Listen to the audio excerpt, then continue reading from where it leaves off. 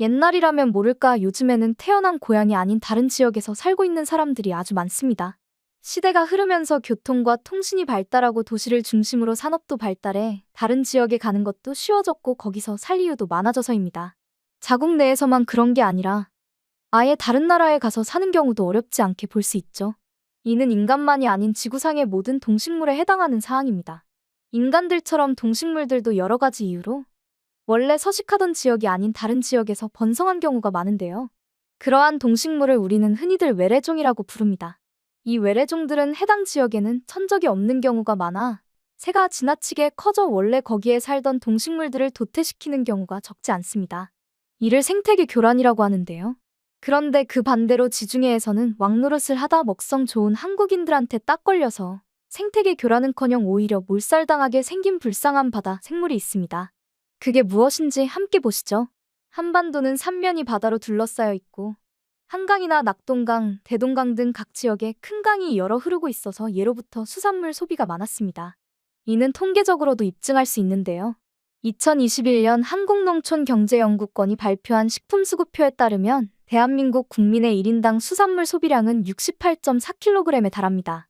이는 같은 해 각각 67kg과 66.2kg에 달했던 1인당 쌀 소비량과 육류 소비량을 모두 앞서죠.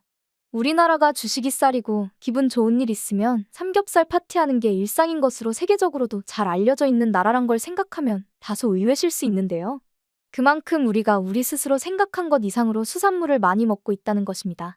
그래서 짬뽕이나 짜장면, 라면 같은 면 요리들에도 해물이 들어가는 메뉴가 많고 조개나 홍합 등 특정 종류의 수산물만 집중적으로 먹을 수 있는 요리들도 많은데요.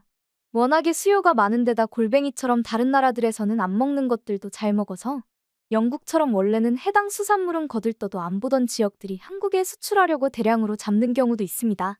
세계적으로도 문제시 되고 있는 후쿠시마 원전 오염수 방류에 우리 국민들이 민감하게 반응하고 정치권에도 강력히 대응하라 요구했던 것도 수산물 안전에 영향을 끼칠 수 있어서였죠. 같은 이유로 국내에서 문제시되고 있는 게 있습니다. 본래 한반도에는 없던 외래 어종들의 무분별한 번식입니다. 이들이 기존의 강이나 바다에 있던 우리 어종들을 잡아먹어 생태계를 교란하고 식재료로 쓸 수 없게 만들어서인데요. 대표적인 게 블루길과 베스입니다. 특히 베스 같은 경우는 민물고기라 바다를 건널 수 없음에도 제주도에서까지 서식하는 것이 확인돼 환경청과 어민들을 놀라게 한 바 있습니다. 제주도에까지 있을 정도니 한국 본토에는 얼마나 많을지 안 말해도 될 건데요. 여타 식용이 가능한 생물들이 그렇듯 이들을 퇴치하는 가장 좋은 방법은 역시 먹어서 없애는 겁니다. 그러나 우리나라의 대중적인 식문화에서는 이들을 맛있게 조리할 방법이 마땅치 않다는 게 문제입니다. 거기다 우리가 일반적으로 즐겨 먹는 다른 생선들의 맛과도 달라 국내에서는 식용으로 선호되지 않고 있기도 하고요. 그래서 이들은 어묵이나 어포로 만드는 정도 외에는 딱히 활용 방안이 없다시피 해서 퇴치의 애를 먹고 있습니다. 이렇게 처치도 곤란한 골칫덩이들이 원래는 살지도 않았던 한국 강바닥을 휩쓸게 된 건 결과적으로 스스로 불러온 재앙이라고밖에 말할 방법이 없습니다. 이들을 다른 누구도 아닌 우리 스스로가 데려왔으니 말입니다. 베스와 블루길 모두 6, 70년대의 수산자원 증산을 통한 단백질 공급원 확보를 위해 미국에서 수입해 양식하거나 하천에 방류해 우리나라 하천에 살게 된 건데요. 하지만 앞서 말했듯 둘 다 우리나라 사람들 입맛에 맞지 않은 데다 어떻게 키우고 다뤄야 할지도 몰라 제대로 키우지도 먹지도 못하고 방치만 하다 이 지경에 이르게 된 겁니다. 이렇게 자기 나라의 식문화나 생태계 특성을 고려하지 않고 무작정 외래 어종을 들여왔다 피해를 본 사례는 세계적으로 널려 있습니다.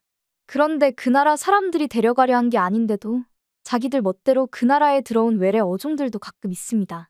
한때 티니지 어부들을 괴롭혔던 꽃게들이 대표적입니다.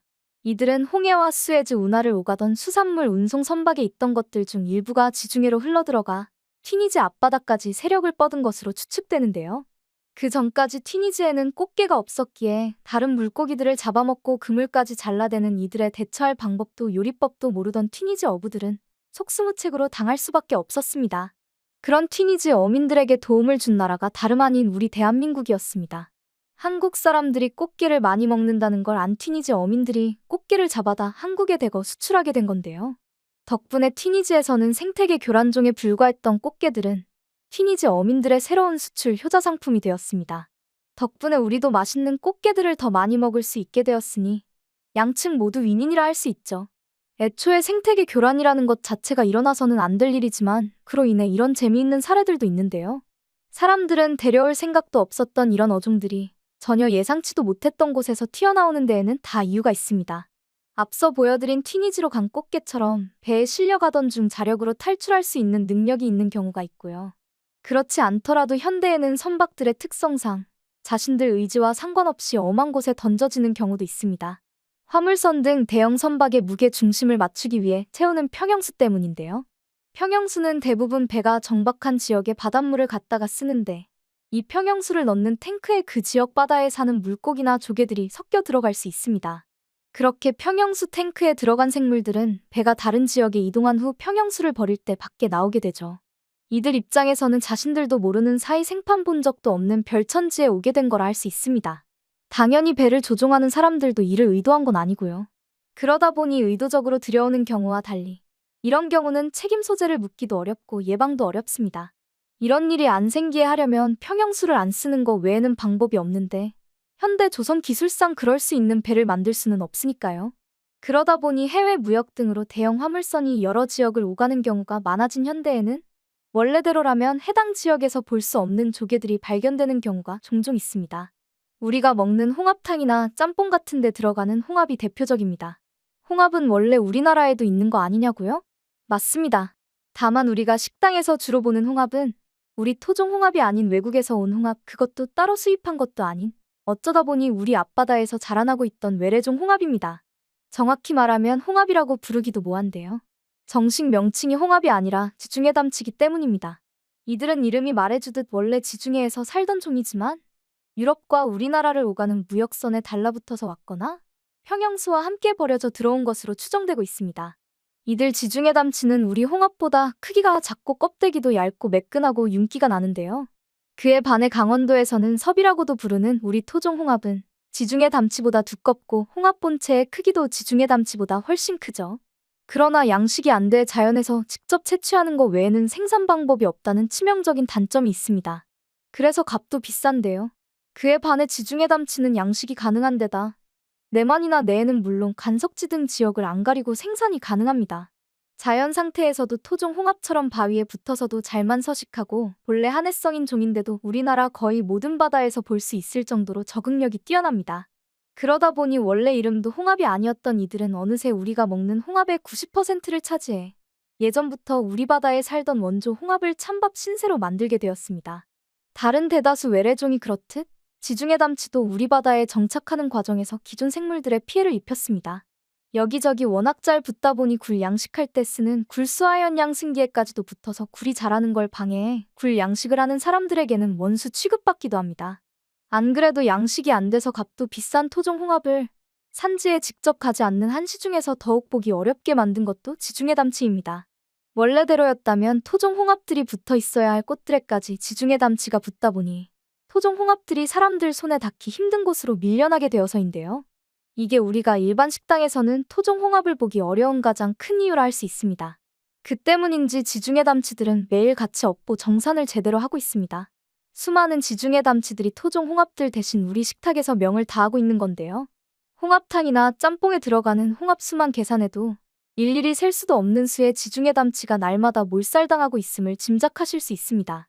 베스나 블루길에게는 효과가 없었던 먹어서 없애자가 지중해 담치들 상대로는 아주 잘 통하고 있죠.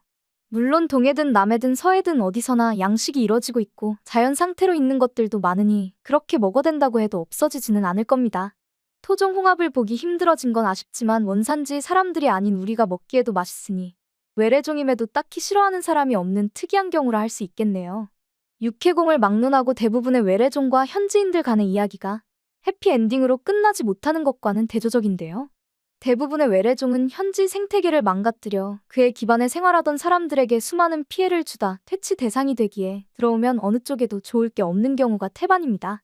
하지만 튀니지 앞바다를 어지럽히던 꽃게가 튀니지 어민들의 수출 효자 상품이 되고 난데없이 지중해에서 온 홍합도 아닌 홍합이 우리 먹거리가 되는 등 그렇지 않은 경우도 있습니다. 재미있게도 우리 대한민국이 이런 사례들과 엮인 경우가 많은데요. 바꿔 말하면 우리 한국 사람들이 이것저것 안 가리고 잘 먹는다는 거라 할 수도 있겠습니다. 그런 의미에서 세계 각지의 생태계 보호도 겸할 겸 우리가 맛있게 먹을 만한 외국에서는 처치곤란한 동식물을 찾아보는 것도 좋을 것 같네요. 또다시 어떤 예상치 못했던 식재료가 우리 밥상에 올라가게 될지 기대됩니다.